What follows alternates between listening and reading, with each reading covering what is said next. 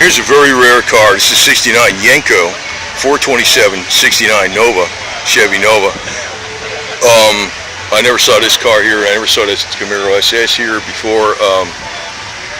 It's amazing, you know, it's raining now, and I'm surprised they're bringing these cars out here. This is actually YENKO.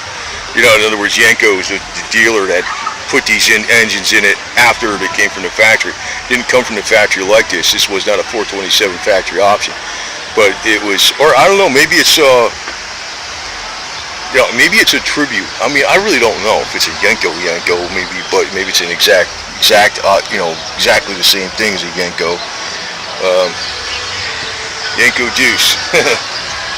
You know, that's another thing. I mean, I wouldn't know. I mean, because if you do one that's a clone, you never know the difference, you know. As far as I'm concerned, it wouldn't matter to me anyway, so.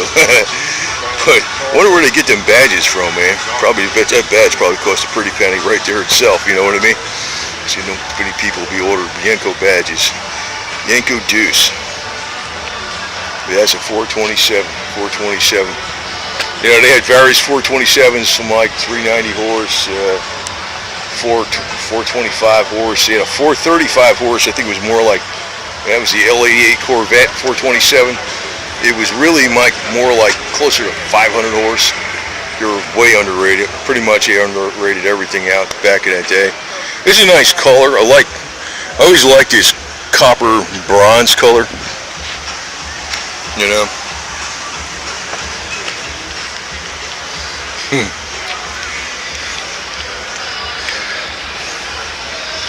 And you notice the hood with the, you know, chrome on there.